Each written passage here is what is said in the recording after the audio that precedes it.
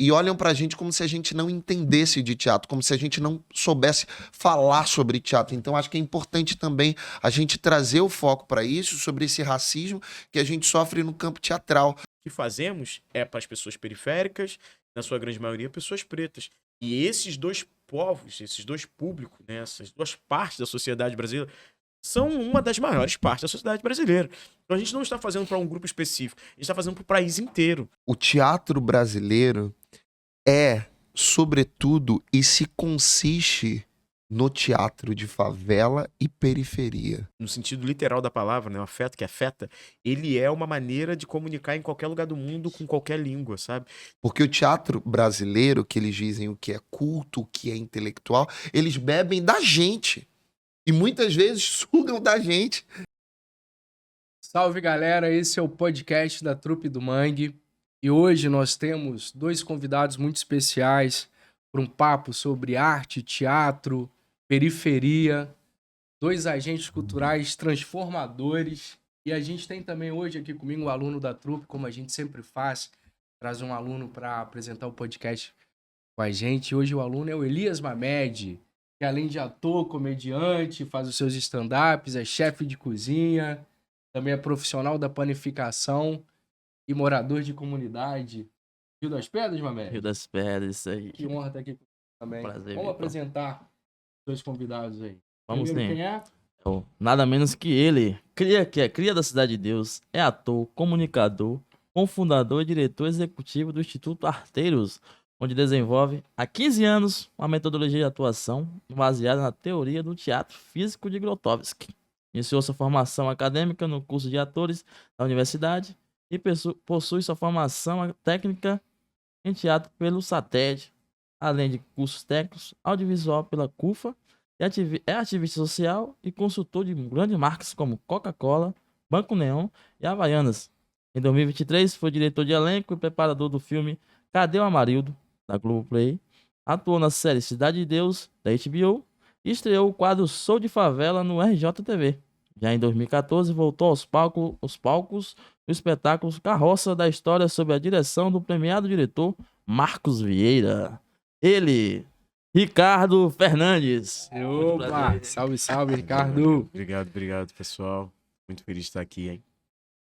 E agora a gente tem também ele que é ator, diretor, professor e produtor cultural, graduando em licenciatura em teatro pela Unirio, formado pelo grupo Nós no Morro, integrante desde 2006. Com apenas 21 anos, abriu seu próprio grupo de teatro no complexo do PPG, sendo um agente transformador e dinamizador da arte, cultura, educação e diversidade no Rio de Janeiro. Algumas das suas experiências profissionais como ator em teatro são Novos Baianos, o musical, direção de Otávio Miller, Palco Favela Rock in Rio, direção de Guti Fraga e Fátima Domingues, entre outros. No cinema, suas experiências são longa, Bandida, Paris Filmes e Correndo Atrás, de Jefferson D. Curta-metragem Trocando de Pele, de Willie Johnny, Portugal Pequeno, de Vitor Quintanilha. Com este curta foi premiado na categoria Ator em 2 festivais. Clermont-Ferrand, Festival Internacional de Filmes Curtas, de curta-metragem, e Festival Guarnicê de Cinema, entre outros filmes. Suas experiências profissionais como diretor incluem O Mar, de João Grilo, que participou do Festival Internacional de Teatro Infantil na Alemanha, levando uma poética cênica brasileira para os palcos europeus e promovendo o intercâmbio cultural entre crianças de diferentes territórios. A gente está falando com João Vitor Nascimento. Salve, João. Muito obrigado. Prazer estar aqui, uma honra. Ô, Ricardo, João, Elias, para mim é um prazer hoje estar aqui com vocês. Para quem não sabe, a Trupe do Mangue tem uma admiração muito grande por quem faz teatro em periferia, daí que a trupe surgiu, para quem movimenta a arte em lugares que geralmente ela não chega com facilidade. Então é uma honra estar aqui com vocês para esse bate-papo, sejam bem-vindos de verdade. Para começar, ô Ricardo, Pô, Ricardo, eu já ouço falar de você há muito tempo. Tem um amigo meu, Rafael Janeiro, o Jack também, berraqueiro, fala de você. E eu já tinha vontade de conhecer. Então, pô, sem palavras. Eu queria... Vou fazer uma pergunta para vocês dois, começar com o Ricardo. Eu queria que você dissesse pra gente em que lugar você nasceu, como é o início da tua história, qual era a geografia do seu lugar na infância, assim. Então, eu nasci na Cidade de Deus, sou cria da Cidade de Deus. E tudo que sou hoje, tudo que me guia e me orienta na vida é por eu ser filho da Ana, ser sobrinho da Miriam e da Noemi. Essas três mulheres foram fundamentais na minha construção enquanto pessoa, enquanto homem, e na minha construção artística, cultural, na minha construção social. E algumas outras coisas também do meu território me influenciaram muito em ser o que sou. Eu sou, sendo uma pessoa da Cidade de Deus, eu fui atravessado pela arte em todos os momentos, assim, né? Até antes de estudar ou me dedicar a ela como aluno, ator, a arte me atravessa porque eu faço parte de uma favela que tem um movimento cultural, musical muito forte, muito potente. Então, eu cresci vendo pessoas que apareciam na televisão e estavam andando ali na mesma rua que eu, né? Que eram as pessoas dos bondes, né? Os grupos de funk que surgem no Rio de Janeiro, muitos deles, os principais, estavam na Cidade de Deus, né? Os havaianos, eu adoro falar isso. Os havaianos, bonde do Tigrão. Havaiano, bonde do Tigrão, os Carrascos, Tática é Barraco, bonde do Vinho. Os Saradinho, Cidinho Doca.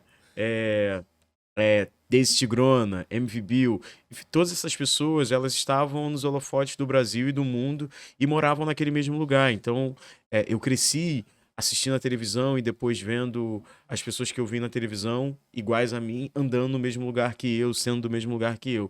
Isso tem uma importância muito grande na minha formação e de várias outras pessoas na Cidade de Deus.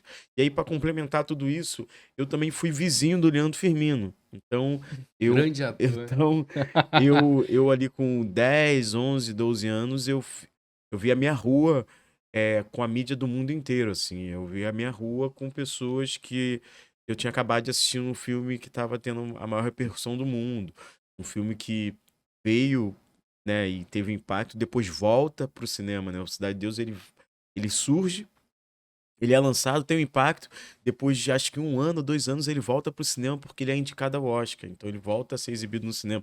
Então, assim, eu vivi tudo isso, e isso tudo foi me construindo, não foi isso que me empurrou diretamente para a arte, enquanto um artista, mas foi tudo isso que me formou enquanto pessoa, né? Entender que era possível estar onde eu quisesse estar, era possível, e a arte não era um lugar impossível para pessoas igual a mim. Então isso me moldou ali nesse lugar e de forma subjetiva me encorajou.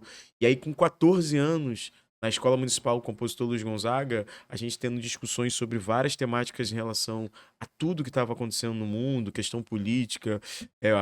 Graças às aulas de geografia, a gente aprendia muito mais do que estava no livro, porque o professor sempre levava as discussões para outro lugar, falava do apartheid, falava sobre maçonaria, falava sobre governo, falava sobre muitas coisas. E isso fez com que a gente tivesse uma discussão dentro de aula que não era comum nas outras turmas. E aí a gente ficou tendo essas discussões, mas querendo fazer com que essas discussões fossem a discussão da turma, da escola inteira. E a gente era meio... A gente não era o perfil cult, né? Tem esse perfil cult dos alunos mais cult, tal, que ia pra biblioteca. Não, a gente era do futebol, os moleques meio do canto do fundo da sala. Só que era o pessoal que tava discutindo assuntos que quem era meio cult não tava discutindo na escola. E aí a gente falou assim, a professora de teatro chegou na sala, perguntou quem queria fazer teatro. Aí eu e meu amigo, a gente falou, cara, a gente pode ir fazer teatro e levar essas discussões que a gente tá tendo na nossa sala pra escola inteira a partir do teatro. Caraca, vamos. Aí a gente foi. E a gente foi com a pretensão de conseguir fazer apresentações artísticas que despertassem discussões sociais, né? A gente tinha a pretensão de fazer uma peça que falasse sobre todos os tipos de preconceito. A gente tava falando assim, a gente tava num momento que a gente falou assim, caralho, existem vários preconceitos no mundo. Existem muitos, assim, então a gente precisa falar sobre isso. Quando a gente chegou lá, a gente não conseguiu espaço nenhum, porque todos os alunos já faziam teatro, só a gente era novo e a gente era do cantão da turma do fundo da sala. E a gente não teve espaço para fazer o que a gente gostaria. E acabou que a gente ficou mesmo participando da peça que a professora escolheu para a turma toda fazer. E aí o personagem que ficou destinado pra gente era YYXXX. Nem nome tinha. Eram os bandidos, mas nem nome tinha. Era YYXX. A gente, caramba, vamos fazer. E aí depois a gente teve contato com uma outra professora que era uma professora de improviso. E aí, quando a gente chegou na aula dela, ela falou: sobe aí no palco, faz o que você quiser. A gente, como assim? Faz o que você quiser. Ué, a gente pode fazer o que a gente quiser? Não precisa de um texto? Não, pode fazer. A gente, caraca, nossas ideias. E aí foi quando a gente começou a colocar nossas ideias em prática. Teve um encantamento muito grande pelo teatro, né? É óbvio que o texto é muito importante, mas a gente teve esse primeiro bloqueio com essas pessoas mais formais. Nessas aulas de improviso a gente teve essa liberdade. E a gente foi indo até eu chegar no Retiro dos Artistas, ser abraçado pelo Cico Caseira, que ali me abraça, me Cico, adota. né? Não tem... Como o Cico é amado, né, Pô, cara? Em muito, todos os lugares. muito, muito, muito. E aí vou pra Cufa, na Cidade de Deus, na Tumulto. Tenho minha formação ali junto com todos os atores, Milton Filho, que tá fazendo o musical Djavan, o Anderson Quack, muita gente bacana naquele momento. O próprio Márcio Vieira, que conheço lá na Cufa. E vou seguindo ali. Isso no meu processo como ator, né? Como aluno e tal. Depois uma outra fase que aí lá também. Ó, antes da gente repetir, escutar esse lado do João, eu acho muito importante isso que você falou, dessa capacidade de sonhar, né? Da gente ter referência, de ver pessoas que estão fazendo aquilo, estão vivendo da arte. Eu, com todo o cuidado também de não romantizar a favela, mas tendo também a convicção da importância cultural da favela. E eu já tive experiências com a trupe de dar aula em algumas comunidades, em alguns territórios, em outros até mesmo não em comunidade, mas assim, em lugares onde cidades pequenas do interior, e eu via em alguns lugares pessoas com baixa autoestima até para fazer teatro, justamente por não ter muitas referências, não ter muito, pô, o que é isso, como é que é isso? E eu acho que no Rio de Janeiro tem comunidades como Vidigal, agora conhecendo contigo um pouco mais da Cidade de Deus, que tem essa referência cultural, esse caldeirão cultural, né? E tem outras, por exemplo, também que as pessoas, eu já tive alunos vindo de lá que não tinham muitas essas referências assim. Pô, mas como é que é? Será que eu posso fazer? Será que eu posso sonhar com isso? Muito interessante. João, fala pra gente aí, em que lugar você nasceu, que geografia é essa? Eu sou cria da favela do Vidigal, né? Zona sul do Rio de Janeiro. Mas assim como o Ricardo, eu costumo dizer que eu sou fruto de um projeto de investimento da minha família, formada por mulheres pretas, né? Que sempre se dedicaram muito para que eu e meu irmão tivesse acesso à educação, né?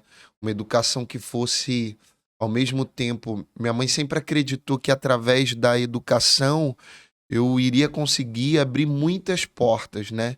E demistificando um pouco do olhar que as pessoas têm para as favelas. Um exemplo, eu estava na Alemanha, eu estava participando de encontro com os diretores, e a maioria das perguntas que faziam para a gente era: mas o Rio de Janeiro é perigoso, né? A favela é perigosa. Eu falei: não, meu amor, o mundo é perigoso, né? Então, acho que é importante a gente demistificar esse olhar que as pessoas têm em relação à favela, porque, sobretudo, é a favela que movimenta a cidade, né? Então, a favela é o lugar onde a gente produz a cultura, onde há tecnologia, onde há moda, onde há gastronomia, onde há economia, onde a economia circula. Então eu sou fruto e a minha formação vem dessas referências, né, que me cercaram, sempre me cercaram. Então eu acredito que o que me traz hoje aqui também, nesse papo, nesse encontro aqui, é a minha curiosidade, né? Eu com 6 anos de idade, eu falo para minha mãe, eu falo: pô, eu quero fazer teatro. Eu fui assistir uma peça chamada Capoeiragem, que falava um pouco sobre o processo de escravização. No Nós do Morro? No Nós do Morro. E sobre a capoeira, e eu me encantei. E eu falei: mãe, eu acho que eu quero fazer esse negócio aí, vamos tentar. E aí minha mãe foi lá, não riu de mim, segurou pela minha mão e me levou. E desde então eu me encantei, assim. E aí eu fiquei, porque eu acho que é isso, né? O teatro, ele faz com que a gente tem a possibilidade de sonhar, né? Foi no teatro que eu me descobri enquanto ser humano. Foi no teatro aonde eu vi que, de fato, era possível sonhar e vivenciar outros mundos, né? E pensar novas narrativas. O Johnny Salabert tem uma frase muito legal, o autor de Buraquinhos, que ele fala que é preciso estancar o real e capturar a utopia. E que utopias são essas, né? Então, lá no Nós do Morro, com 6 anos de idade, eu falei, cara, eu acho que aqui eu posso viver um príncipe, eu posso viver um lorde, eu posso ser um rei, eu não preciso ser um traficante. Porque isso é o que o sistema quer, né? Mas aqui eu posso ser o que eu quiser. Como o Ricardo, quando a professora chega e fala, faz o que você quiser. E é muito louco que a gente não sabe, sobretudo, o que fazer com essa tal liberdade. Com certeza. Então, é muito legal, assim. Então, eu sou cercado por isso que eu falo muito da minha família, por isso que eu falo muito da minha mãe, que inclusive, mais na frente eu vou falar um pouco mais sobre como é essa relação, mas eu sou fruto de um projeto de investimento da minha família. Não, cara, é massa demais ver vocês falando situação aí de comunidade, né, que é perigoso. Porque, tipo assim, eu venho no Nordeste e é isso mesmo que eles pensam. Eu moro aqui no Rio de Janeiro. Rio de Janeiro é perigoso. Eu passo uma visão da Cidade de Deus, eu falei, porra, uma visão que várias pessoas não têm do que é, né? Tipo assim, uma visão fora de contexto. É só tráfico, é morte, é perigoso, é bala. Então é algo que, porra, eu gostei muito de vocês aí. E tu, Mamed, tu nasceu onde? Pô, eu nasci numa vilazinha no sul da Bahia, chamada Vila São João. Uma vilazinha, meu parceiro, que traz várias lembranças. Eu não tive contato com arte lá. Não tive nenhum contato com a arte. A minha família meio que me tira como um louco, porque eu sou o único que é meio que fora do rebanho, né? O cara fala assim, porra, mano, o maluco ele faz essas coisas aí, pá. Porra, eu falo pra você que o meu pai, o sonho do meu pai, ele falava pra mim, falava assim, pô, Elias, eu vou ver ainda você com a gravata no pescoço. Eu falei, pô, meu pai, você quer que eu seja advogado? Ele falou, não, cobrador de ônibus. Mas é sobre essa parada, acabou o sonho dele ia até ali. É, só ia até aquilo ali, tá ligado? E eu tive a oportunidade de ir pro Rio de Janeiro, tipo, ganhei a oportunidade de vir. Chegou aqui, eu falei, mano, na moral, é isso, eu vou tentar fazer. Conheci a trupe a partir de como eu tava falando antes do bastidor, né? Eu gravava vídeo. Então, a partir de um vídeo que eu gravava, os conteúdos, uma zoação no trabalho, tava de boa ali no trabalho, um colega foi me zoar, falou assim, pô, com a minha patroa, falou assim, pô, tu já viu o Elias? O Elias é youtuber. Olha aí, ó, foi me zoar com o vídeo. Aí ela pegou e falou assim, pô, cara, tu tem talento, sabia? Não pensei em fazer teatro, não. Eu falei, pô, penso, mas não tenho condição no momento. Ela falou, pô, eu conheço um grupo de teatro na Ilha da Digóia. Eu posso ver com ele, um projeto social. Eu falei, ó, bora, velho. E é isso aí. Eu ingressei, a primeira vez que eu tive contato com teatro foi a partir daí. Eu falei, aí, porra, meu. E gostei, eu tô até hoje. Quanto tempo? Tem mais ou menos desde 2018 que eu Ah, tive Pô, contato. até um tempinho. O Elias é muito guerreiro e talentoso, engraçadíssimo. Maneiro, Elias. Cara, então, eu queria saber de vocês, assim, o que vocês estão fazendo hoje, que o Ricardo, o que é o Grupo Arteiros, além desse grupo, o que você faz, enfim, conta um pouco mais pra gente, depois o João também. Cara, uma coisa... O Instituto Arteiros, ele nasce como grupo de teatro Arteiros em 2010. E aí tem essa coisa aqui que o João tá falando, eu falei, caralho, a vida é uma loucura, né? A gente é amigo e irmão e alguma semelhança. Aqui ele fundou o dele com 21, eu fundei Arteiros com 21. A primeira viagem internacional que ele faz, artística, é pra Alemanha. A gente foi pra Alemanha em 2013. Aí eu não tô entendendo. É sinais. Muito maneiro isso. Mas aí a gente nasce em 2010, naquele período ali de UPP, né, desse processo de UPP nas favelas, de algumas favelas do Rio de Janeiro. E aí nesse período existiam muitos cursos e oficinas, enfim, formações para jovens e adultos, assim. E as crianças, elas só tinham a escola. E quando elas não estavam na escola, elas estavam na rua, porque, enfim, existia a possibilidade de estar muito mais na rua do que nos dias atuais. E aí elas estavam muito ali na rua e tal, e qualquer coisa que se tivesse, de qualquer projeto, de qualquer ação social, a presença maçante era das crianças. Mas, assim, tivesse uma exibição, um cineclube em praça pública, com um filme de Tarantino cheio de sangue, a maior parte das pessoas assistindo seriam crianças, assim. Porque elas estavam lá, elas queriam estar em tudo. A gente falou assim, cara, tudo que tá tendo não é pra criança. Mas as crianças estão em tudo. Vamos fazer algo direcionado para as crianças. Aí a gente tem a ideia de fazer uma aula de teatro para criança dentro da quadra de samba do Coroado. Aí eu e outros amigos lá, o Feira, estamos lá nesse processo. A gente começa essas aulas de teatro. Aí começa com 15 crianças, né? E depois da segunda aula já vai para 30. E aí vai aumentando o número vai aumentando o número de forma significativa de crianças. E a gente vai tendo uma rotina, né? Era um dia, passa a ser 2 dias na semana, aquela coisa, já entra no calendário, faz reunião com os pais, com as mães, para todo mundo entender o que está acontecendo. E aí, beleza. De uma aula solta, a gente já estava indo para uma coisa mais constante. E todo mundo ainda criança, assim, a gente falou, cara, a gente já não tá mais sendo só uma aula de teatro. A gente agora tem uma característica de um grupo de teatro. E a ideia de ser um grupo de teatro era até para trazer um senso de pertencimento para essas crianças que só pertenciam à família e à escola. E aí elas passaram a pertencer a um outro lugar além desses dois. E aí a gente falou, cara, vamos pensar aqui um nome. E aí fomos em busca desse nome.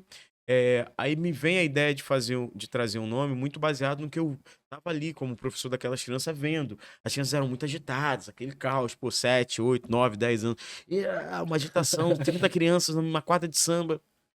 E aí eu falei, cara, vocês são arteiros. Só que eu tinha uma turma que era predominantemente de meninas, assim. Eu falei, cara, não tem como eu pôr um nome masculino uma turma cheia de meninas. Grupo de teatro Os Arteiros. Aí eu, grupo de teatro Os Arteiros e as Arteiras. Aí o pessoal, não, cara, não precisa. Pode deixar só Os Arteiros, tá de boa. A gente apresentou para as crianças. Elas amaram o nome, porque elas viram a identificação, porque, enfim, elas já foram chamadas de arteiras em algum momento da vida. E aí pegou o nome, a gente começa o trabalho da gente, faz uma primeira apresentação de uma peça que a gente constrói o texto, constrói tudo lá. Quem faz a direção dessa peça é o Fernando Barcelos, nesse primeiro momento, que é a peça O que será Reino de Sofia. É uma peça bacana, infantil. Foi quando? Isso foi em 2010 mesmo. Aí em 2011 a gente avança um pouco mais, que a gente consegue apoios de alguns amigos, né, para ter aula de violino. Uma criança fala, a gente queria ter aula de violino, gente, meu Deus. Como é que faz pra ter aula de violino? Caramba, Olha e o sem desafio. financiamento, e não tinha financiamento nenhum, não tinha edital, não tinha nada, era só a gente fazendo com os nossos horários, assim. Nesse momento eu trabalhava na Globo, eu era parceiro da RJ, era um repórter da Rede Globo. E aí a gente foi seguindo, ele foi seguindo. Chega em 2013, a gente recebe um convite para ir apresentar, para ir fazer uma estadia na Alemanha, não somente para apresentar, mas para fazer um intercâmbio com um grupo de teatro da Alemanha. E a gente vai para a Alemanha e tem essa experiência com 10 crianças lá, passa 10 dias, apresenta em escolas, entende como é que funciona essa cidade da Alemanha, que era uma cidade bem típica da Alemanha, assim, não tinha muitos atravessamentos da globalização, então tinha comportamentos típicos alemães, assim. E a gente foi muito bem acolhido, muito bem recebido, assim, teve experiências mil lá, desde estar na rua e passar não nazista, mas tem um outro, skinhead, e xingar a gente cumprimentar ele como se fosse. Eu achava que todo mundo falava, né? A pronúncia do alemão pra gente é uma coisa. Parece que tem um tom agressivo, né? E a pessoa tá só conversando e tal. Tipo, todo mundo fala agressivo, tá de boa. E ele tava, tipo, ofendendo a gente, assim, de forma bem ríspida. E a guia ficou desesperada, tentou tirar a gente. Foi a única situação que a gente presenciou, assim, de um lugar tenso. E dentro do trem que tentaram roubar a gente. O pessoal da Turquia tentou roubar a gente, mas a gente falou, pelo amor de Deus, a gente é da cidade de Deus. Vocês não vão roubar a gente. A gente não veio pra Alemanha pra ser roubado aqui. E aí, mas foi uma experiência muito legal, assim, estar em um país onde, como é um país mais, uma cidade que era que é a cidade onde nasceu o Albert Einstein, mas eles se sentem renegados pelo Albert Einstein, que aí não falavam muito sobre a cidade. Mas é uma cidade que tem comportamentos bem tradicionais da Alemanha. O inglês serve pra nada. Eles têm uma resistência máxima com o inglês naquele período, em 2013. Então a gente tá ali diante daquelas pessoas falando daquela maneira e perceber que o afeto, né, ele, no sentido literal da palavra, né, o afeto que afeta, ele é uma maneira de comunicar em qualquer lugar do mundo com qualquer língua, sabe? Então a gente, assim, foi muito afetuoso essa relação que a gente construiu na Alemanha, e a gente conseguia se comunicar com as pessoas falando em alemão, e às vezes indo pro espanhol, e o mais louco de tudo era a hora que as crianças dentro de uma escola pública que a gente foi, falando em alemão, do nada a gente falou assim, A guia perguntou, qual música vocês gostam? Qual música vocês conhecem do Brasil? Aí as crianças todas começaram a cantar, ai, se eu te pego, ai. Eu falei, mano, nesse tempo nem existia inteligência artificial. Eu falei, mano, que coisa estranha. Essas crianças cantando em português igual a gente, que loucura. Mas era, né, esse lugar, Eu vivi a mesma coisa. o quanto que a cultura vai se expandindo e, né, e o quanto que você vai se sentindo pertencente quando um outro país muito distante, né, entendido como um país de primeiro mundo e tal, sofisticado, rico, né, tem ali acesso e consome produtos artísticos, ainda, enfim, que seja, não seja periférico, mas consome produtos artísticos do seu país. Eu falei, caraca, maneiro, mano. A gente existe pra vocês e tal. Então foi uma troca muito legal, assim, esse momento dos arteiros na Alemanha. E hoje, assim, a gente deixou de ser um grupo de teatro, porque os arteiros ele foi crescendo na medida que as crianças iam crescendo. A gente era só de criança, aí as crianças se tornaram adolescentes. A gente passou a aceitar adolescente, passaram a ser jovem, a gente passou a aceitar jovem, passou a ser adulto, a gente passou a aceitar adulto. Então a instituição cresceu com essas crianças durante esses 15 anos. Então, hoje a Emily é a coordenadora dos arteiros. Ela entrou com 10 anos, já tem 25. Então, ela pega todos esses momentos do Instituto Arteiros, né? É uma grande atriz, uma grande diretora também. Então, hoje a gente é o Instituto Arteiros, é dividido em 3 áreas: social, arte e educação. Na educação, a gente tem aulas de reforço escolar e alfabetização para crianças e adolescentes. Na parte de arte, a gente tem as aulas de teatro, dentro da estrutura que a gente estabeleceu, que são módulos e aulas de improviso, mais professores convidados, inclusive o João, parceiraço, já deu aulas maravilhosas, assim, experiências artísticas maravilhosas com o pessoal lá.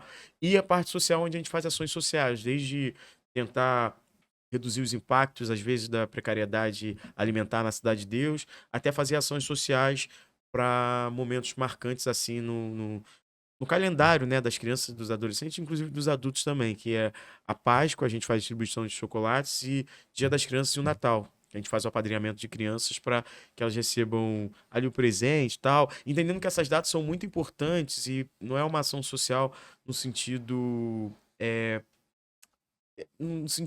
reduzindo essas pessoas, mas sim entendendo que dentro da diversidade que é a Cidade de Deus e outras favelas, a gente vivencia dentro da Cidade de Deus e dentro de outras favelas um Brasil, dentro das suas potências, dos seus PIBs altos, das suas precariedades, seus bolsões de miséria. Dentro da Cidade de Deus a gente tem lugares que tem concentração de muita precariedade, muita miséria, e tem lugares que tem, assim, pessoas que trocam de carro anualmente, assim, dentro da mesma favela.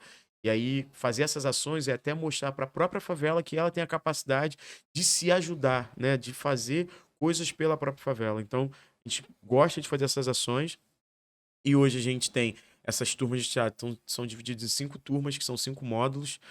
Módulo 1, turma 0, que são as pessoas que acabaram de chegar. Módulo 1, módulo 2, módulo 3 e prática. A prática é a turma mais avançada, são as pessoas que estão vivendo ali o processo de 1 ano e meio de arteiros, estão praticando mais coisas.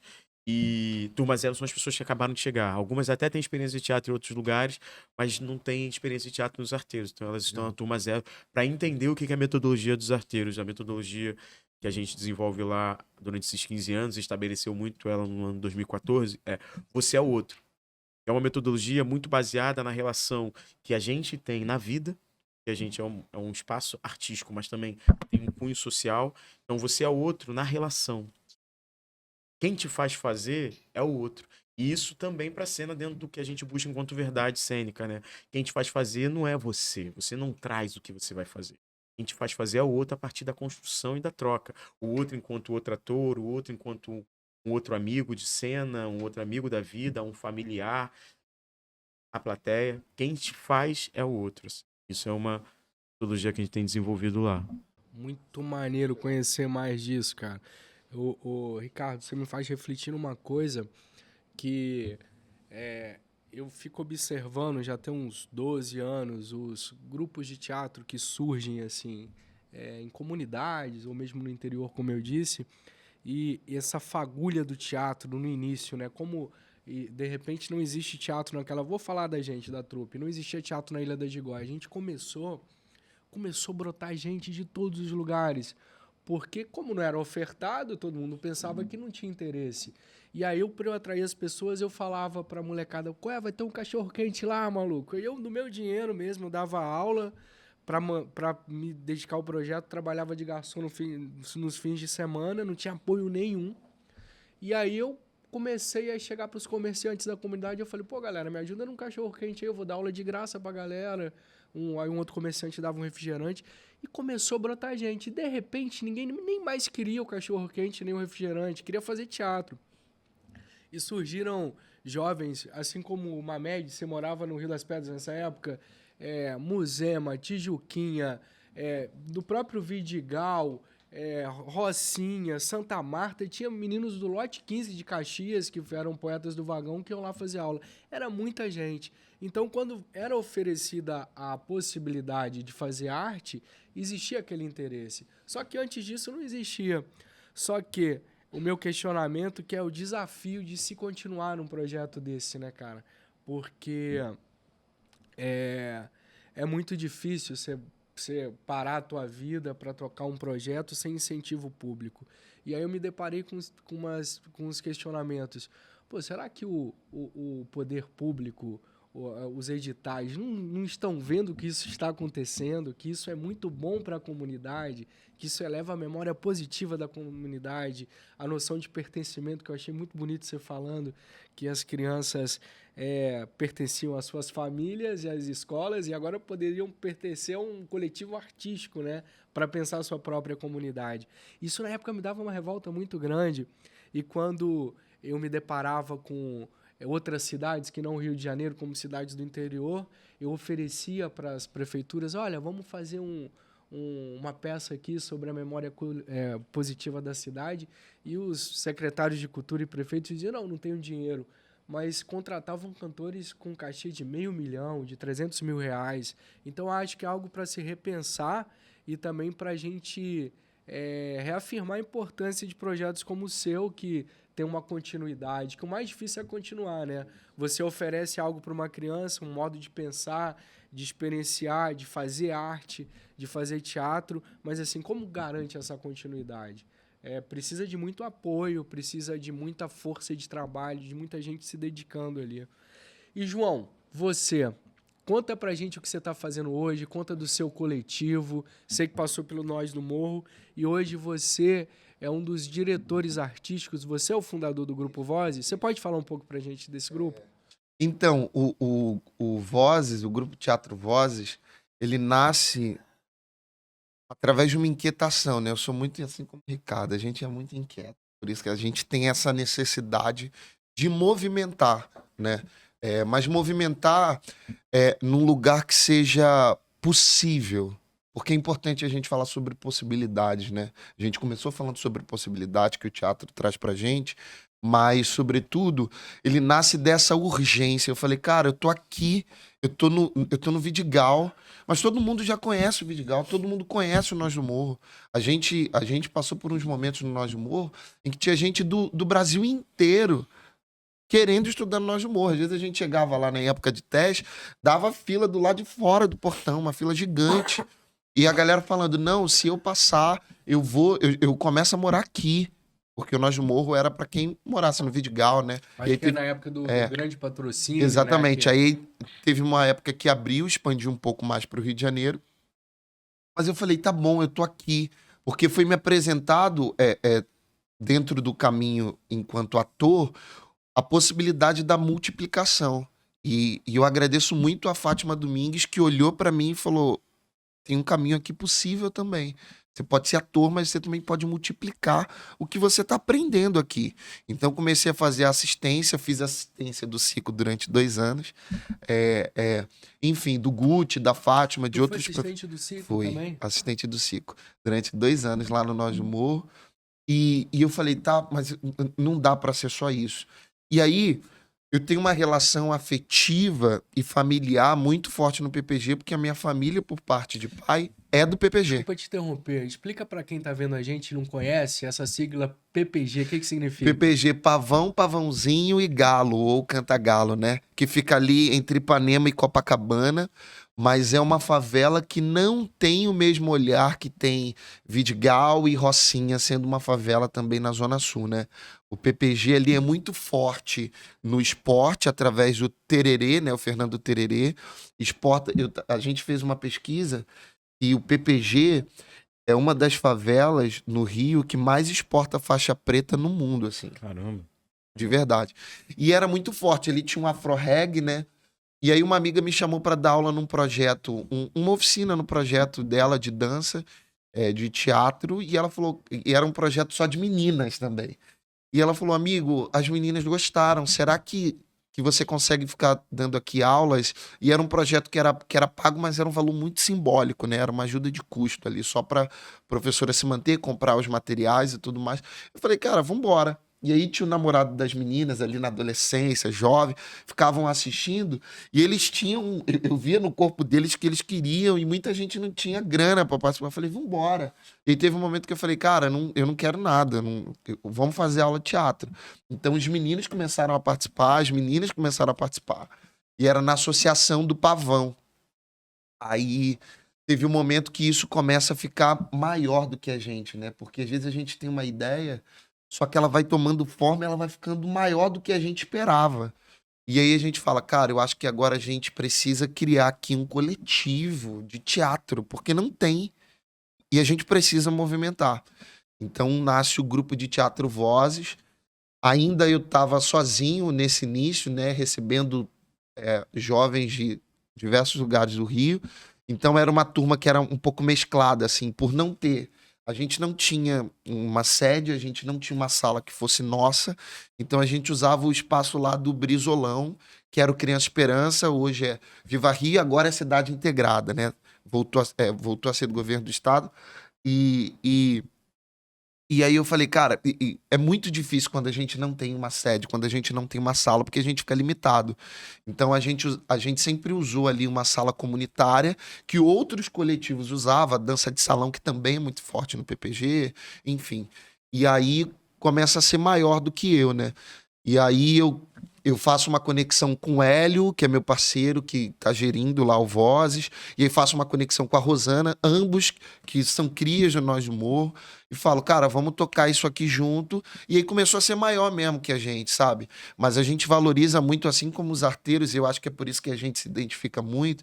A gente vai para 7 anos, né, de trajetória, que é muito pouco, mas a gente se encontra muito nessa consolidação de trajetória enquanto indivíduos, né? Eu com o Ricardo, com a Rosana, com o Hélio, com o Felha e com tantos outros, né?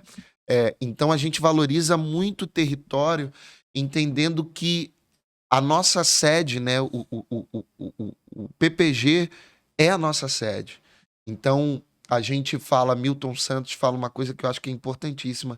Isso é uma das metodologias que a gente leva, que é o primeiro território que a gente habita somos nós. Então, a metodologia do Vozes, ela nasce de uma sigla que a gente chama ONAP, né? O Nascer Artístico Periférico. É um lugar onde a gente valoriza as vivências que cada aluno traz e a gente joga com elas. Então, hoje, a gente tem 2 turmas de adulto, a gente vai voltar. A gente ganhou uma sala, vamos fazer uma inauguração aí da sala até final do ano, se Deus quiser. E a gente tem 2 turmas, uma chamada Pavão e uma chamada Galo, né? Valorizando ali os lugares. E me perdi no que eu estava falando. Lembrei. Do Nascer Artístico Periférico. Então, os alunos chegam ali, a gente vai trabalhar num processo que a gente se identifica muito também com os arteiros, que é o corpo. A gente vai trazer um trabalho de corpo que seja interessante, dar presença para esse corpo, tônus para esse corpo, sem desvalorizar o que cada um traz na sua vivência. Isso no coletivo artístico produz os espetáculos. Então, a gente valoriza muito o processo, né? Antes da gente chegar num espetáculo, a gente valoriza muito o processo. Então, exemplo, a gente fica 3 meses ali, 3 meses e meio, trabalhando o corpo sem a palavra. Porque a gente acredita, vou falar mais especificamente sobre mim, eu acredito que quando um ator abre a boca, algo interessante precisa ser dito. E muitas vezes a gente vai no teatro e a gente vê que a palavra está descolada do corpo. E aí uma coisa, isso foi uma das coisas que eu falei na Alemanha, que só tinha diretores brancos, os diretores pretos eram o Brasil e Uganda, né? E aí perguntaram, mas como é que vocês fazem essa coisa? Vocês usam texto de diálogo? E eu falei que na nossa cultura não tem nada separado. a dança, o toque, o batuque, o contar, a dramaturgia, é tudo junto. Quem separou foi a branquitude para dizer, ó, isso aqui é um conceito de se fazer, isso aqui. E a gente vai, pega tudo isso, mistura e ressignifica. Então a gente faz um trabalho que é de dar palavra ao corpo e corporificar a palavra, né? Então a gente depois vai acrescentando a musicalidade e o nosso processo de dramaturgia, que aí é uma coisa que eu venho desenvolvendo, que é como corpos que foram silenciados durante muito tempo conseguem produzir escrita. Que é muito importante também a gente falar sobre isso, né? Porque um exemplo, quando eu era menor, na escola, a professora, quando queria colocar a gente de castigo, mandava a gente copiar o hino nacional 20 vezes ou mandava a gente para a biblioteca de castigo. Como é que eu posso crescer pensando em produzir escrita? Como eu posso crescer pensando que ler é muito importante, que eu posso conhecer o mundo inteiro dentro do meu quarto, né? Então, em muitos momentos, agora a gente já está nesse processo, eu estou começando a pedir para eles, João, mas eu não sei escrever, mas o que é escrever? Que conceito é esse de escrita? Essa Como é a a gente... minha dúvida. Vocês têm um grupo que foi formado dentro do Vozes, são pessoas que os atores já vinham com experiência, vocês formaram, é um trabalho só para produção de espetáculo, ou tem um processo, tem abertura de turmas para crianças, como é que é isso? Então, a gente faz... Ou não? Então, no Vozes, o nosso sistema é um pouco diferente. A gente, são através de aulas, né? E aí a gente vai sentindo durante o processo material humano que a gente tem e se é possível montar um espetáculo ou não. Um exemplo, a turma do ano passado, a gente não montou um espetáculo. Mas a turma do ano retrasado, a gente montou um espetáculo, que é o espetáculo Ecos Intrusivos. São oficinas gratuitas para a comunidade. Exatamente. Então, a gente parte de aulas gratuitas. Hoje a gente tem duas turmas que... Então, Voz funciona ali. Segunda e quarta é a turma Pavão e terça e quinta é a turma Galo, né? Ambas com 25, 30 alunos. Uau. E aí, o que que a gente faz? A gente abre inscrição no início do ano e a gente fala, cara, tem muita gente. Como a gente vai selecionar? Então, a gente não vai pela coisa, tem talento, não tem, isso aqui eu acho que pode ser. Então, a gente abre uma oficina de pré-seleção. Então, as pessoas que se inscrevem, elas são pré-selecionadas e a gente abre uma oficina para todo mundo. Então, exemplo, esse ano, porque a inscrição foi muito grande, então a gente abriu oficina de pré-seleção e eram duas oficinas, né? A gente teve que separar dois grupos, um trabalho ali de 3 horas, e a gente vai fazendo, porque assim, não passou nesse momento, mas ele foi agraciado por uma oficina nossa. Então a gente vai olhando esse lugar ali através das oficinas e de aulas, né? Entendi, muito bacana. Massa, massa. É um pouco diferente do Arteiros, né? Lá nos Arteiros a gente tem as turmas, e aí, como dar conta de produzir algum tipo de trabalho artístico com essas turmas, né? Quantas vezes resultado desse processo, né, e tal, às vezes interessante pro ator, pra atriz, né, ir ao palco, né, estar no palco, né, que nos foi tão negado, então, tipo, é importante isso. E aí, o que eu pensei lá? Eu falei, cara, não tem como dar conta de produzir espetáculos com cada turma, não tem como jogar um espetáculo no colo da turma e falar, produzam. O que a gente pode fazer? Aí a gente criou um processo de avaliação. Lá a gente tem um processo de avaliação que dentro do semestre, né, o processo nos Arteiros é semestral. Dentro do semestre, as turmas têm 2 avaliações. As avaliações valem 30 pontos. E aí a primeira avaliação 30 pontos, a última avaliação 30 pontos e o processo vale 40. Então, somado tudo isso, você chega a 100, né, e tal. Tem a média, para algumas turmas 60, para outra é 70, e a turma mais avançada, que é a prática, para passar para a montagem de um espetáculo, é 80.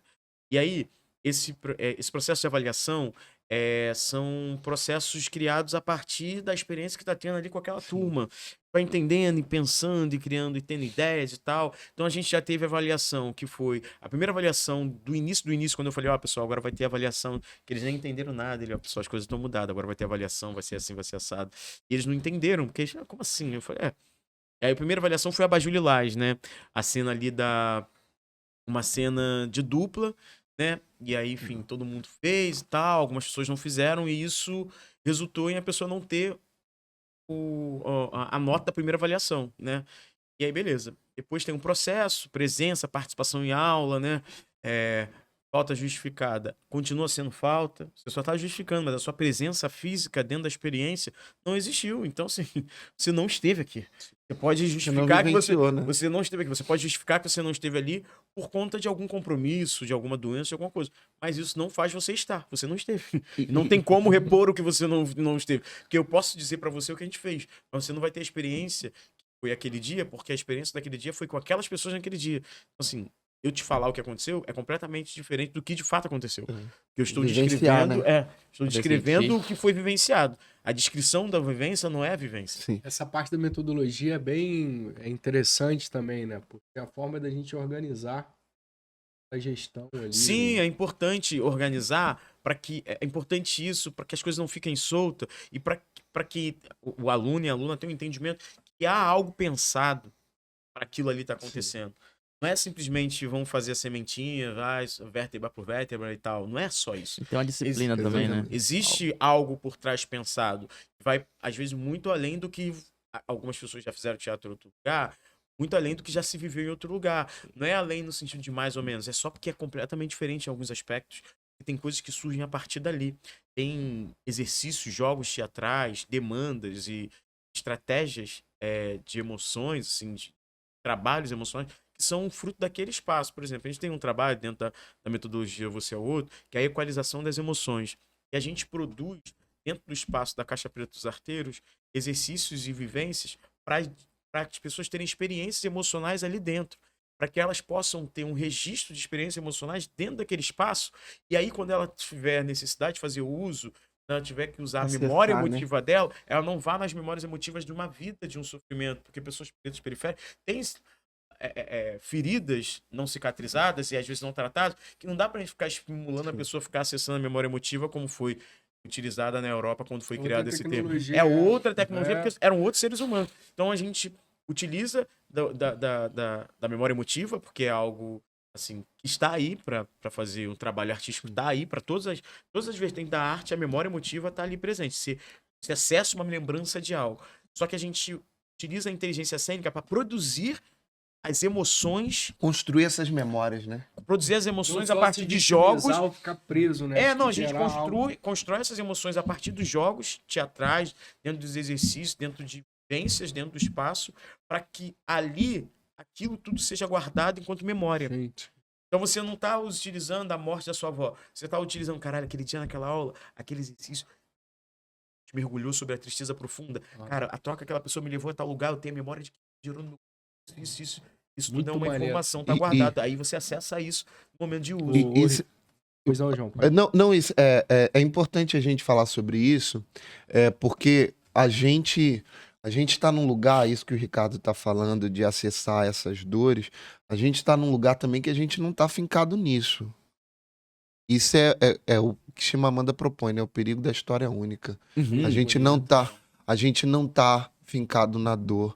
A gente está fincado no afeto, porque ele é revolucionário, entende? A gente está fincado na revolução. E é isso que a gente tenta trazer também enquanto provocadores ali no Vozes, através dessas aulas regulares, né? Então a gente tem aula segunda e terça, a gente tem aula de musicalização, canto, aula de corpo, de percussão, de dramaturgia, porque tem um lugar também que eu acho que a gente se encontra muito, que é trazer um letramento teatral para esses jovens artistas, né? Então, exemplo, lá no Voz, porque a gente foca muito nesse lugar dessa produção da escrita, né? Que talvez Conceição Evaristo propõe na escrevivência, né? Porque lá a gente vai falar Beckett, a gente vai ler Shakespeare, a gente vai ler Nelson Rodrigues, a gente vai ler Plínio Marcos. É muito importante que eles conheçam tudo isso. Mas tem um lugar também que a gente quer falar da gente. Porque a Europa, sobretudo, só fala deles. Então a gente quer falar da gente, a gente quer produzir as nossas histórias, a gente quer contar as nossas histórias. Então, um exemplo, através do material humano que a gente vai tendo ali, através dessas aulas, é como nasceu o espetáculo Ecos, que nasceu disso, de uma coisa que a gente estava falando tecnicamente. Pô, cara, que doideira, o ator tem que ter tem que virar essa chave, né? De ligar, desligar. acessar uma emoção, como a gente faz isso? Se a gente for experimentando tudo isso, como acessar uma emoção com mais facilidade, ou como usar através do corpo, como o teu corpo pode te dar essas emoções. Porque a gente trabalha com um material mais complexo do mundo, que é o próprio eu. A gente se incorpora da gente mesmo, das nossas emoções, dos nossos sentimentos, do nosso sentir.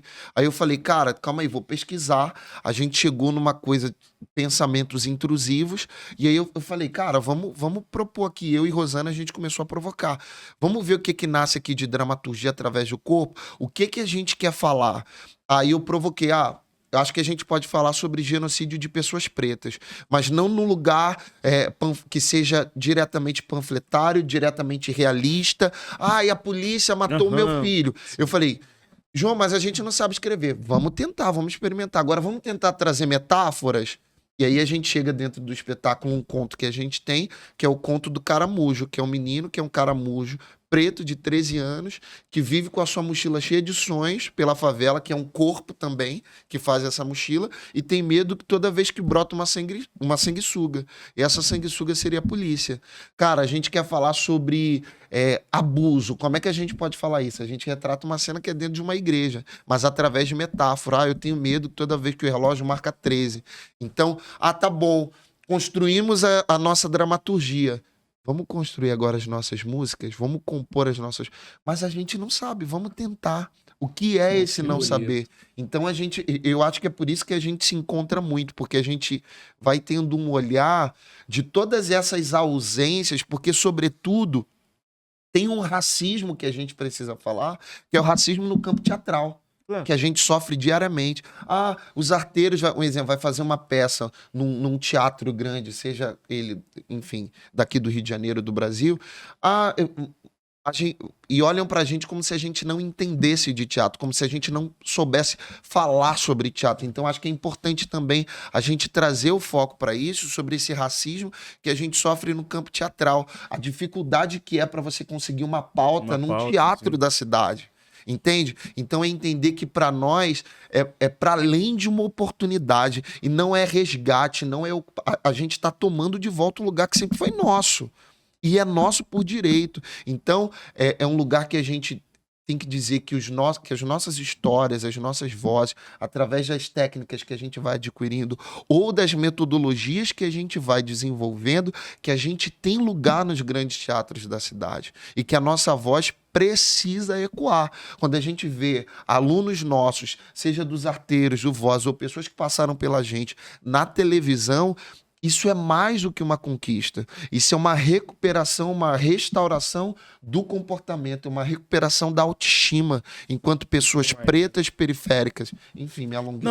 E acho que tem um ponto, assim, que é dentro disso que o João falou, e é uma coisa que eu falo em muitos lugares, que é o que hoje nós fazemos, até trazendo aqui Abdias Nascimento, que é uma referência máxima em várias áreas, inclusive no teatro, desenvolvendo o teatro experimental do negro, a gente hoje não é um movimento de resistência. A gente não está aqui para resistir a nada que está acontecendo. A gente não está aqui resistindo ao oposto do que somos. Não, a gente está aqui insistindo no que queremos. A gente não está resistindo ao que estão propondo ou estão impondo a nós. A gente está insistindo sobre o que queremos para nós. E o que queremos para nós não é exclusivamente para nós. O que queremos para nós é para a cidade. O que queremos para nós é para o Estado, é para o Brasil. Porque o que fazemos não é algo exclusivo para um público. É algo para a cidade inteira. Porque o que fazemos é para as pessoas periféricas, na sua grande maioria, pessoas pretas. E esses dois povos, esses dois públicos, né, essas duas partes da sociedade brasileira, são uma das maiores partes da sociedade brasileira. Então a gente não está fazendo para um grupo específico, a gente está fazendo para o país inteiro. E é isso que às vezes é distorcido do nosso fazer. É parecer que o nosso fazer é destinado a um grupo seleto, é destinado para uma pauta específica e não para uma pauta muito mais ampla, que é a população periférica, popular e preta do país inteiro. Ô, Ricardo e João, e é muito legal vocês dizerem isso. E é importante que a própria classe teatral também ouça, porque muitas vezes existe esse preconceito. Eu me lembro quando eu fui fazer o Nós do Morro, eu fazia Unirio. Aí eu subia o Vidigal todo dia andando. Saía de Copacabana e andando, pegava ali a Niemeyer, Leblon, subia o Vidigal. E aí uma pessoa na época me disse, mas o que você tá fazendo lá, cara? Aquilo não é um grupo para menores carentes? Eu falei, você não tem ideia. Você já assistiu o que eles estão fazendo, cara? O que eles estão fazendo é muito mais emocionante e melhor bem feito e me toca muito mais que tudo que a gente tá vendo aqui embaixo. Na época eles estavam fazendo dois Cavaleiros de Verona, que eu tava conversando com É o John porque, nos bastidores. sobretudo, desculpa te cortar, isso é uma coisa que eu sempre falo. O teatro brasileiro é, sobretudo, e se consiste no teatro de favela e periferia. O teatro de favela e periferia revoluciona todos os dias o teatro brasileiro. Porque o teatro brasileiro, que eles dizem o que é culto, o que é intelectual, eles bebem da gente. E muitas vezes sugam da gente, entende? Então, quando a gente vai para esse lugar que o Ricardo tá falando de insistência, é sobre poder existir sem concessões. Aí. É existir sem concessões, sabe? Não, Eu tendo me uma lembro- aula aqui hoje. Queria perguntar por vocês dois, né? Você com esse projeto maravilhoso de vocês aqui hoje, falando, eu queria saber, o teatro pra vocês hoje salva vidas? Complexo. O teatro salva a vida. Pergunta complexa. E tem esse lugar romântico de eu dizer pra você, sim, o teatro salva a vida. Mas isso também nos empurra a um outro lugar. E aí a Que é gente perigoso, se torna, né? a gente se torna o lugar da salvação de vidas e não o lugar mercadológico dentro de uma sociedade capitalista. E aí a gente sempre vai ficar para um grupo seleto. A gente vai ser o grupo que salva. A gente não a gente não é. Qual é o nome das pessoas que fazem um trabalho dentro dos hospitais? Doutores da A Alegria. gente não é o Doutores da Uhum. Alegria.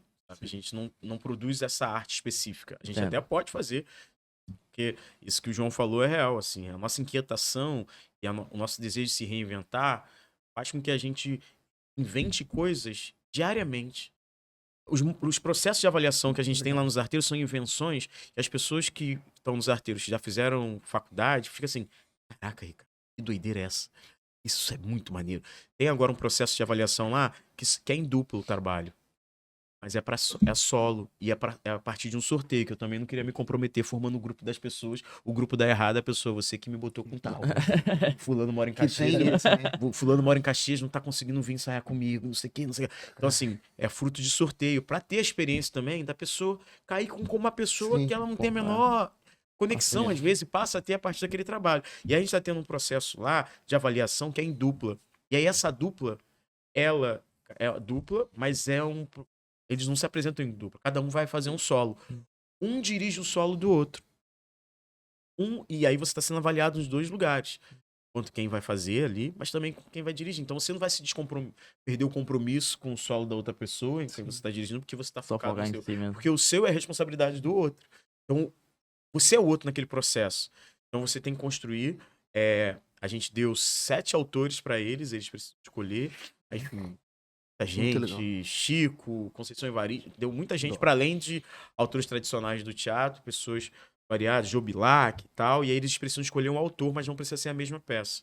E aí para você construir seu monólogo, seu texto, você pode desmembrar o mesmo texto, sei lá, escolhi Nelson.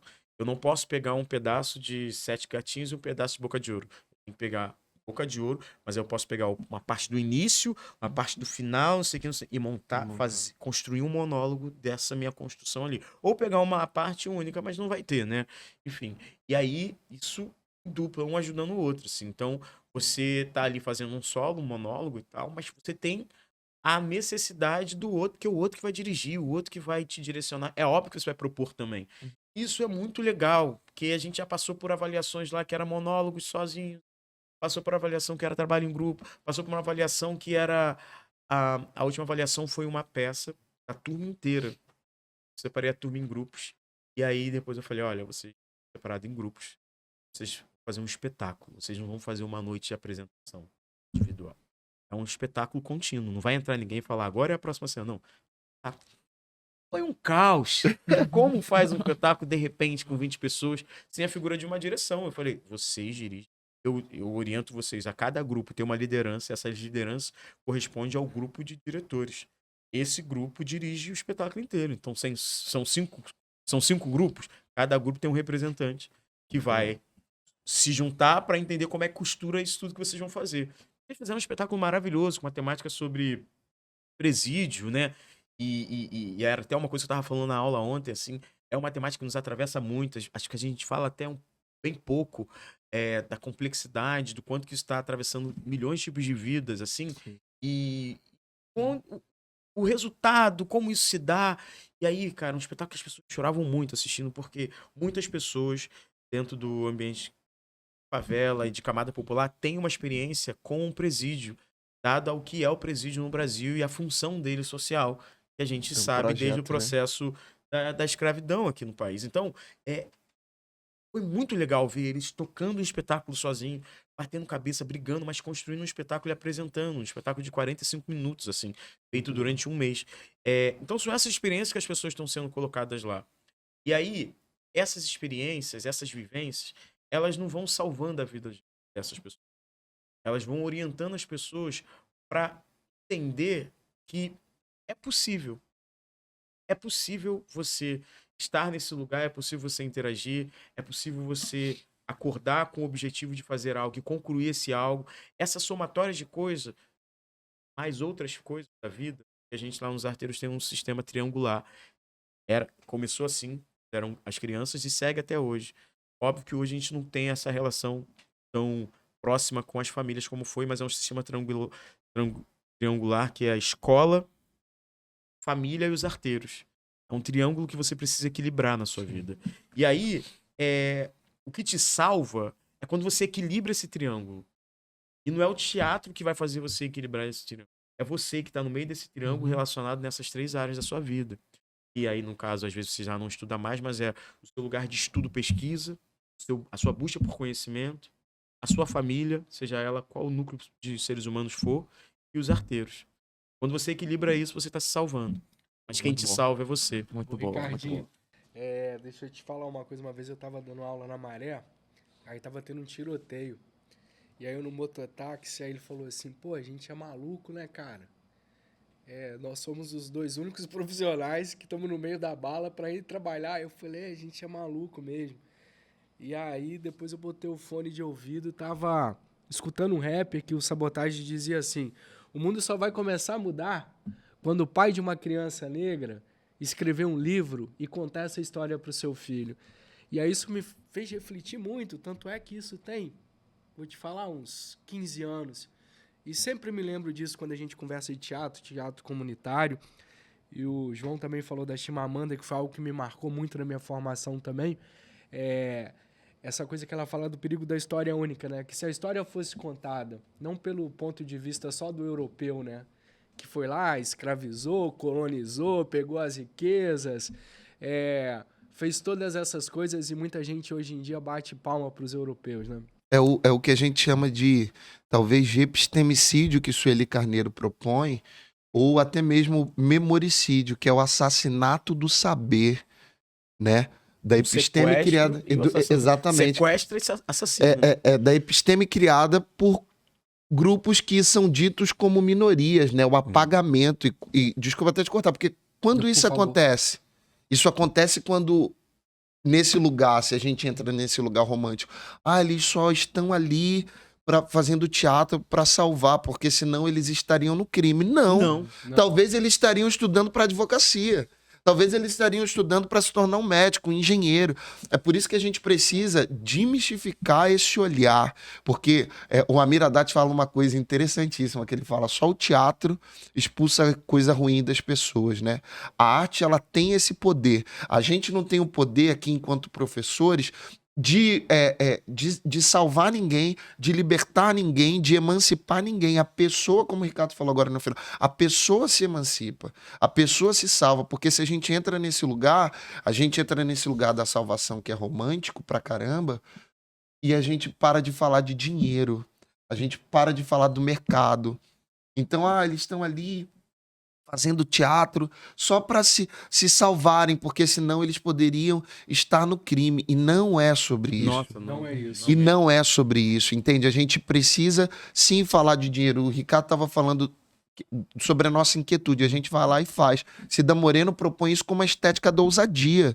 Porque, sobretudo, a gente é ousado. Tá bom, o Estado não está dando dinheiro para nós para que a gente possa produzir, a gente vai fazer mesmo assim. Vamos para a rua. Entendendo que a rua também é o nosso território. A gente fez uma aula, deve ter 1 mês e meio, que a gente levou todo mundo pra rua. Nossa aula foi na rua.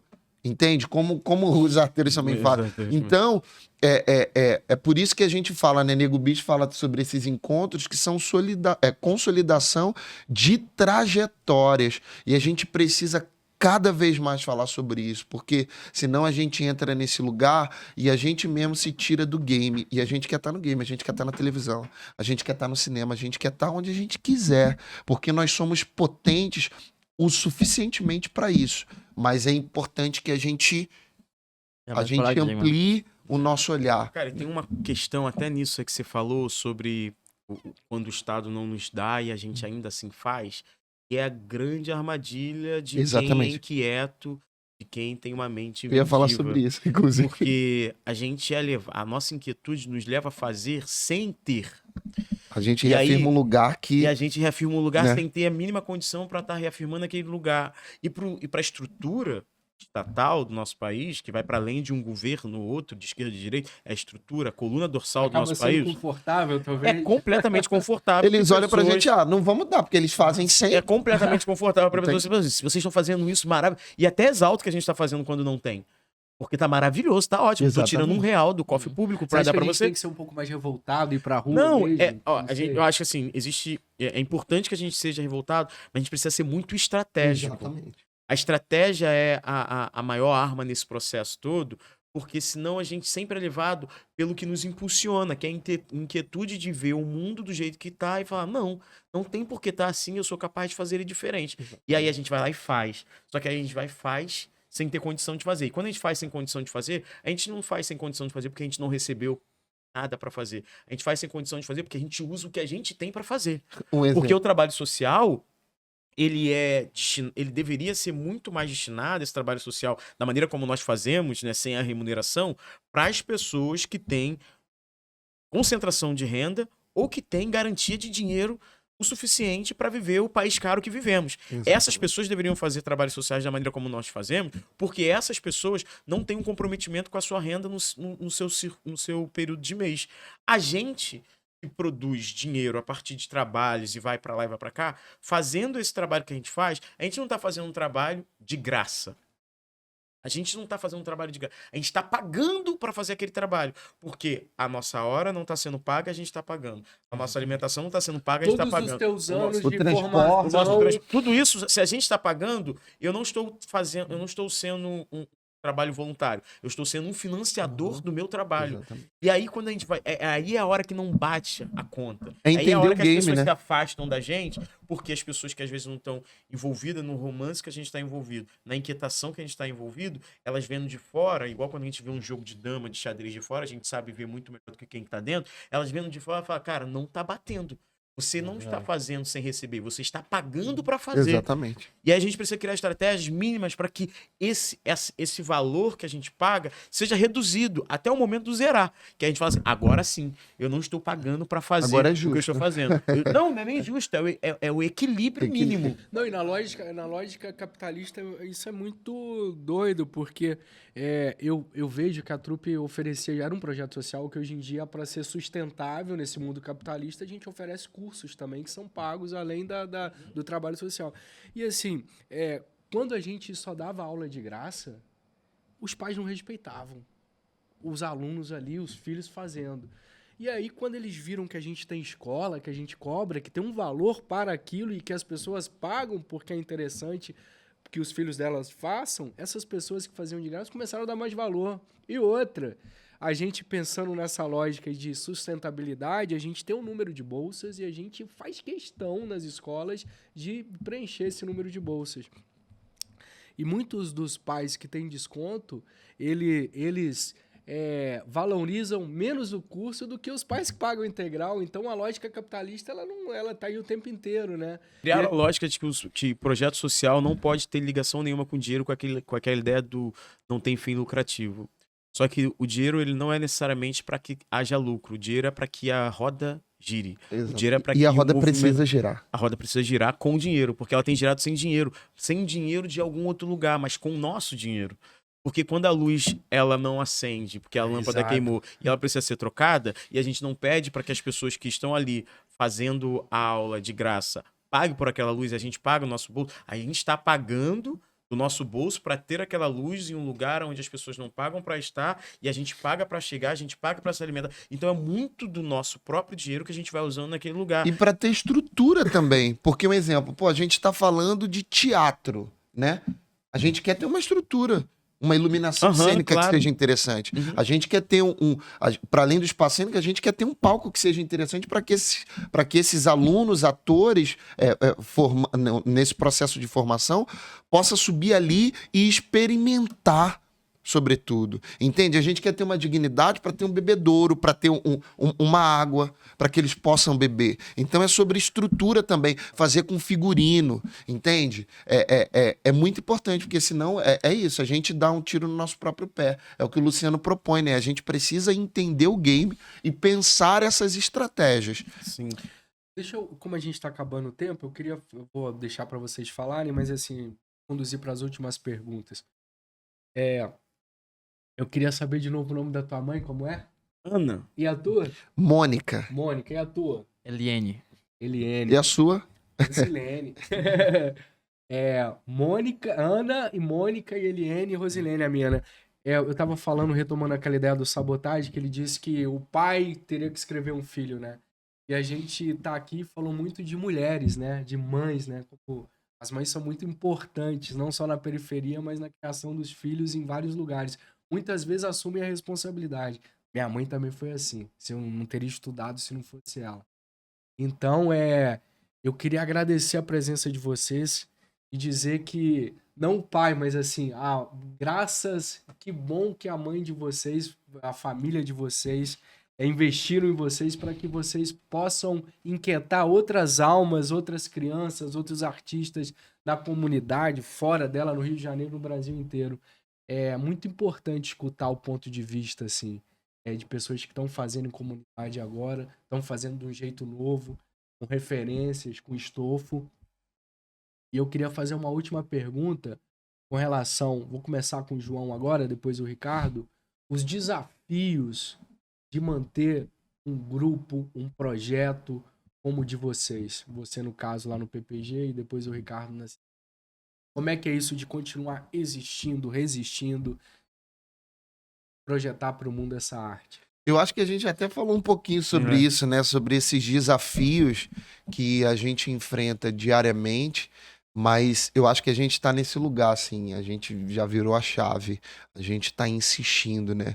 Mas os desafios são muitos, assim. Agora, falando especificamente do Vozes, a gente vai ganhar nossa sala para que a gente possa ter voltar com a turma de criança e de adolescente, mas foi o que a gente tá falando agora, a gente precisa de estrutura.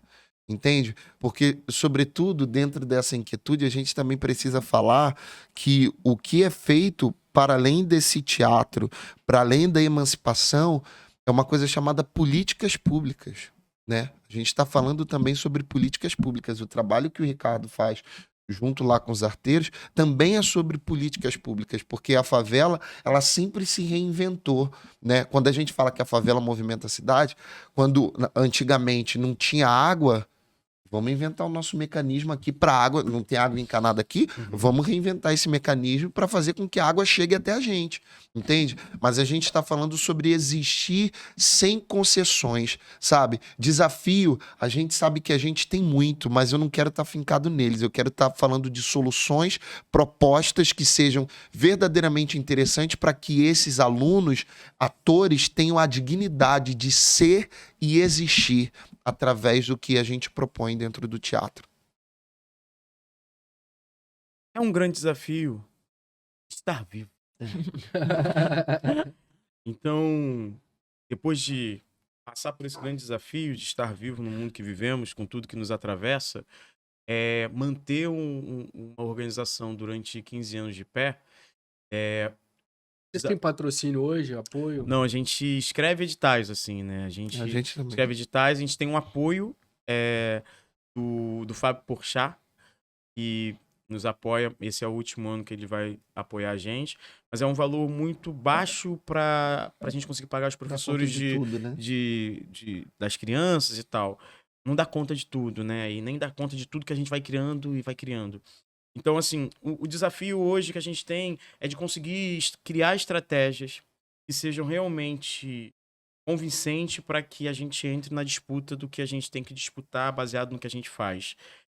Esse é um grande desafio que a gente colocou há 2 anos à frente de tudo, de falar, a gente precisa mudar a maneira como a gente fala para o mundo que somos. A gente precisa falar para o mundo que somos da maneira que tem que ser para estar no game dinheiro, para a cultura do dinheiro para a arte. E não basta só ser, não basta só fazer. É necessário que a gente saiba falar sobre o que a gente faz da maneira que tem que ser falado para cada lugar. E eu acho que é muito baseado no que a gente estava falando sobre a Europa, né? Eu acho que uma das coisas que a Europa mais sabe fazer, né, o pensar eurocentrado, é saber falar sobre algo, inclusive até sobre o que não fez. Exatamente. Criando histórias, né? Criando histórias. Então, assim, acaba que a gente se dedica e se debruça muito sobre o fazer e não cria as estratégias de como falar sobre o fazer. E é de responsabilidade máxima de quem faz saber falar sobre o que faz. Porque se você não souber falar sobre o que faz, sobre o que você faz, alguém falará. E logo aquela pessoa passará a ser dinheiro, né? a proprietária sobre o que você faz.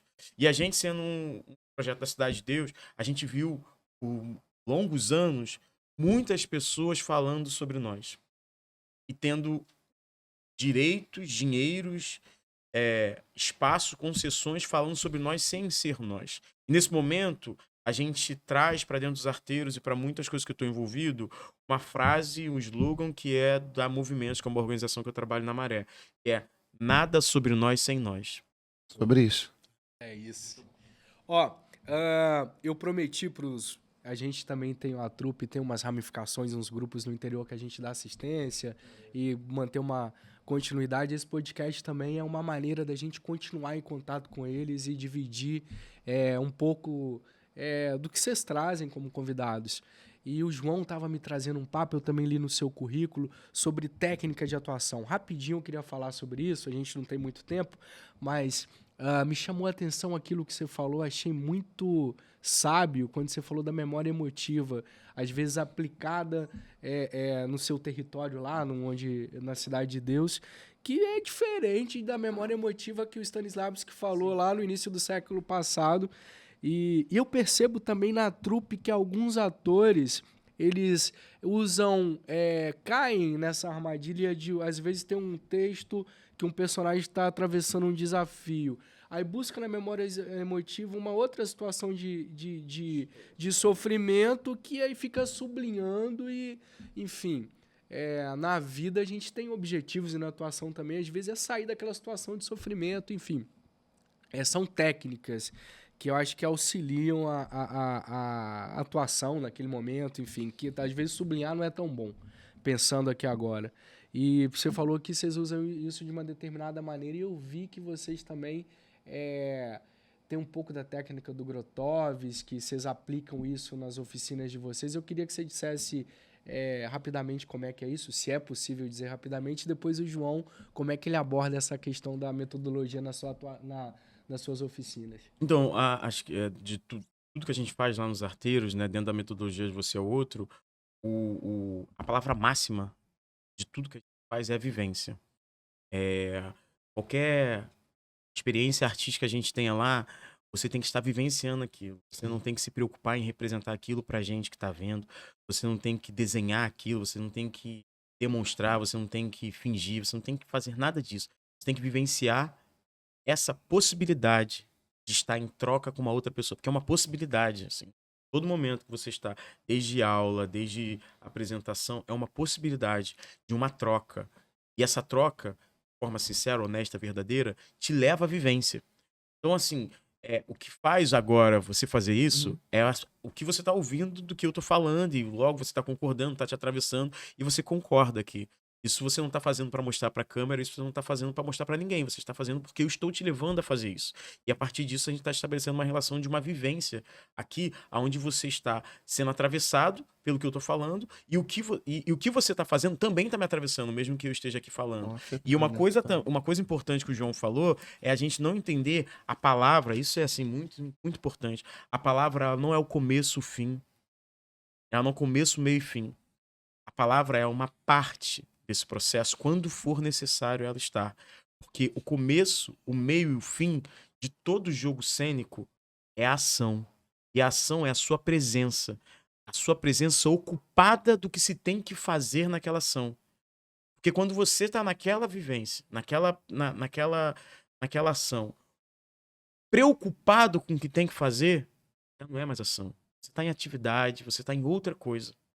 Quando você está ocupado, você se ocupa. Você não está externo àquele processo. Você está com uma preocupação externa do que tem que acontecer, do que tem que fazer, do como tem que ser. Você está ocupado do que tem que se fazer. É quase que um desligar ligado.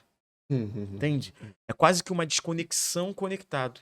Porque ao mesmo tempo, e é óbvio, você faz isso com a utilização da inteligência cênica, não de ligar e, né, aquela coisa daquele tipo de ator que se entrega, entrega, não tá nem pra nada e tal, e faz uma peça só, porque morre. Porque, sabe? Tem uma entrega Pedir tão pra grande, repetir, né? não consegue repetir porque, tipo, nem sabe o que fez e tal. Porque é também um outro lugar que atores de periferia pretos são jogados, que é o lugar de, nossa, você faz muito bem, mas tem um entendimento que o seu fazer muito bem tá ligado ao seu instinto e não a sua intelectualidade, o seu estudo, a sua pesquisa sobre aquilo. Exato. Quase te levando a não entender que você é capaz de repetir, ou quase te levando a entender que aquilo que você fez porque está próximo de um instinto, às vezes agressivo, violento, que foi estimulado a você a partir de técnicas, a partir de estímulos da sua memória, a partir de estímulos físicos, de agressão física, que te levam a um lugar que você vai e explode aquilo enquanto um instinto daquela vivência ali.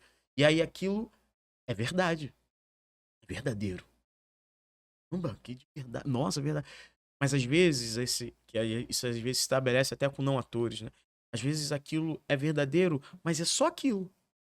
Aquilo não é, de alguma maneira, óbvio que acaba sendo uma produção artística, porque aí às vezes tem uma câmera, tem uma plateia, tem não sei o quê, mas aquilo acaba não sendo uma produção genuinamente artística, porque aquela pessoa que está ali vivenciando aquilo, enquanto um ator, atriz, ela não está sendo levada àquele lugar conscientemente.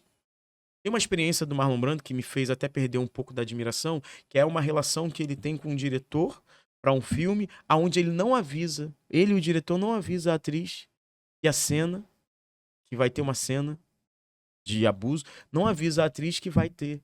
Ele vai fazer com muita verdade. E aí eles fazem, ele combina com o diretor e eles fazem de verdade. E é óbvio que a reação da atriz é desesperadora. E pra câmera é muito bom, porque é muito verdadeira. Só que ali não é. Ali não é arte. Aquilo não é violência filmada. Entendeu? Então existem muitas produções que traz pra gente uma experiência de pessoas dentro de um despertar do seu instinto que é tido como uma experiência artística, mas na verdade é uma violência àquele corpo que não tem a menor noção do que tá fazendo, porque foi simplesmente estimulado ou programado para fazer aquilo. E aí tira do ator e da atriz o processo do uso da inteligência cênica, da consciência. E aí o que a gente faz lá é a responsabilização do ator, todo o processo da sua vivência e atuação. Você é responsável, consciente do que você está fazendo. Por isso que quando tem alguma experiência de mais intensidade, que alguma pessoa passa do ponto, eu já seguro e falo, querido, acho que tá confundindo aí, acho que tá achando que é uns preparadores aí com pensamento europeu, que prepara os outros, pode psicológico dos outros, depois vai para casa um Leblon. Aqui não é isso não, você não vai ficar descontrolado não. Aqui começa e acaba aqui. Não tem negócio de levar para cá, para de loucura. Para. Isso aqui é um trabalho, ó. Está num espaço cênico, isso aqui, sabe, a gente está aqui de acordo produzindo arte e você não vai ser uma pessoa violenta com a outra e justificar que, tipo, mano, chegou num nível que eu não tava conseguindo me controlar, não sei o que, não sei. Tem que saber se controlar. Sempre vai ser você. Não vai deixar de ser você. Para, sabe? Então, essa responsabilização que a gente traz lá, enquanto metodologia, é de colocar o ator nesse lugar de que você precisa fazer uma pesquisa constante sobre você. Porque é sobre você. É sobre desligar o seu eu para um outro, para você ser eu.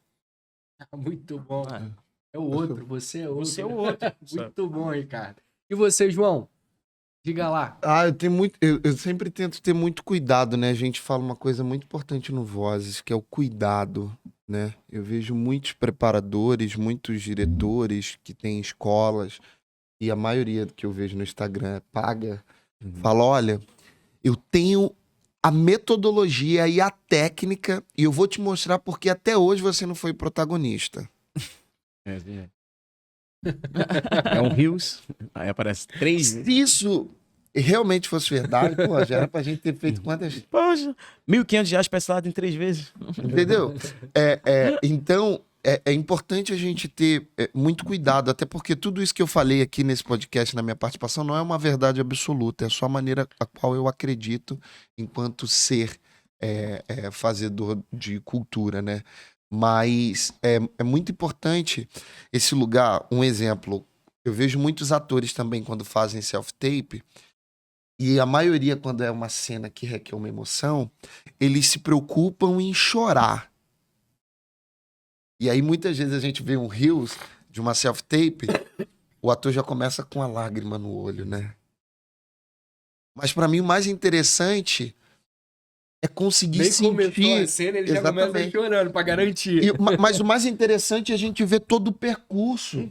O que ele fez pra chegar nessa emoção, entende? Porque tem uma coisa que é importante, que é o que a gente vivencia, seja na tela, seja na... Por mais que a gente esteja falando sobre assuntos que tá no mundo, ali é uma arte, né? E muitos atores, eu costumo não usar essa palavra, de interpretar, representar. A gente vai para o lugar, como o Ricardo falou, da vivência. E tem uma coisa, sobretudo, que é uma troca poderosa que existe entre um ator e outro, que é o seguinte: se eu tô aberto aqui, o Ricardo tá aberto, ele fala, eu te amo, e é verdadeiro, não tem como eu não me emocionar. Não tem como. Então é sobretudo uma escuta que não é só uma escuta auditiva, é uma escuta física, né? Então é importante entender que por mais que a gente esteja vivenciando aquela situação, o ator ele tá olhando também de fora do jogo e manipulando, né? É quase como se fosse um sistema de marionete mesmo. Então eu me apaixono muito porque eu acredito que o ator ele tem esse lugar de encantar, mas muitas vezes é isso que o Ricardo falou, foi dito pra gente, ou as pessoas querem colocar a gente num lugar, não, só no instinto. E aí você faz tudo aquilo uma vez, e aí quando você pede pra repetir, porque só foi instinto. Cadê a técnica?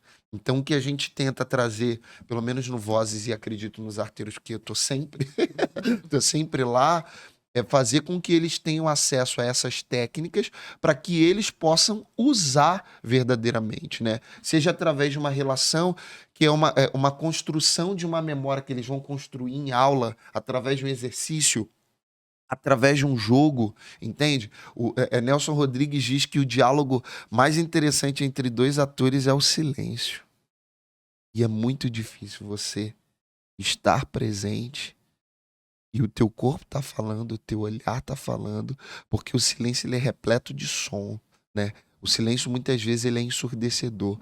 Então como a gente consegue transpor para esse lugar, né? É que o Hamlet lá propõe lá, palavra de Hamlet aos atores, se não me engano.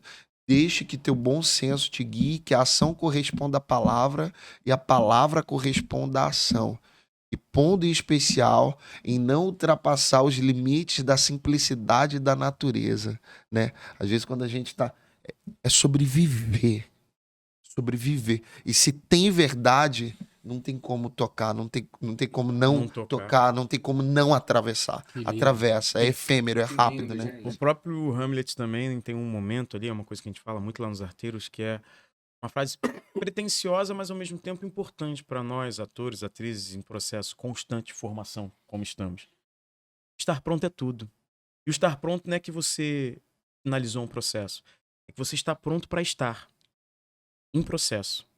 Estar pronto é tudo. Então, assim, esteja pronto, né? Essas pessoas que vão estar ouvindo o podcast, dão informação em todo lugar. Esteja pronto para estar. Treine, Esteja né? pronto para... E estar pronto não é você se autodenominar pronto. É você estar em preparo constante, em processo Está em constante. movimento, né? Está em movimento, sabe? Esteja pronto para estar em movimento, esteja pronto para estar em processo.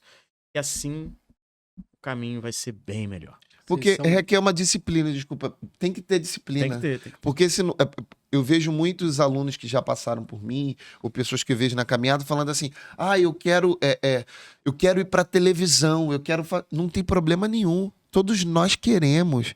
Mas se você não movimentar quando a oportunidade vem, um exemplo, eu faço isso. Às vezes tem pessoas que me indicam atores, pedem indicação de atores. Eu sou muito cirúrgico nesse lugar. Tipo assim, pô, fulano aqui, eu acho que tem um lugar que pode ser interessante, porque às vezes você fecha a sua porta, você se fecha a porta. Então o que o Ricardo tá falando desse estar em movimento é você estar treinando, exercitando para quando a oportunidade chegar.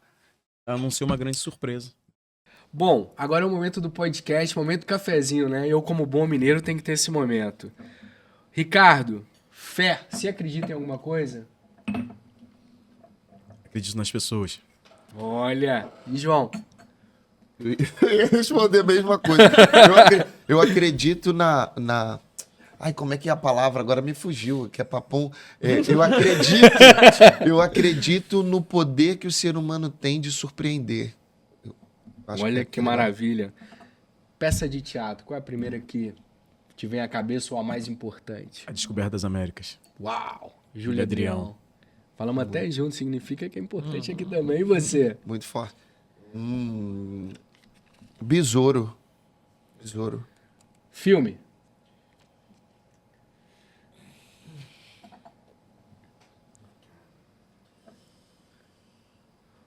Filme. É muito difícil. Não precisa ser um mais, mas é algum que você acha legal, importante pra tua vida, pra tua... Meu Deus.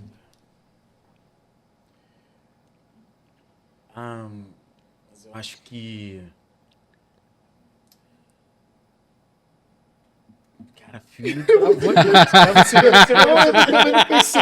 pra você, tentando pensar. O silêncio é importante É. também. É, Tem algo, né? Hã? Cidade de Deus? Não foi o cara que era seu vizinho? É, mas não foi... O Cidade de Deus, ele é mais... Um filme que eu assisti com consciência de tudo pra eu estar nesse lugar. Madame Satã. Uau! Legal. Madame Satã. Assisti com a minha mãe quando eu comecei a fazer teatro. Ela perguntou: é isso mesmo que você quer fazer? Muito bom. Lázaro Bijão. Ela, é isso? Eu falei: é isso, mãe. Que filme, né, cara? Que Muito filme, bom. Que presente esse filme. João, filme, João. Cara, eu iria. É porque senão eu falaria de todos os filmes de amigos nossos, né, brasileiros, que são potentes pra caramba, né? Podia ter filme e outra categoria curta-metragem. Mas eu iria talvez pra Spike Lee, talvez. Infiltrados na clã, faça a coisa certa. Maravilha. E agora, pra encerrar, João, uma frase. Tente outra vez, e erre melhor. Ricardo.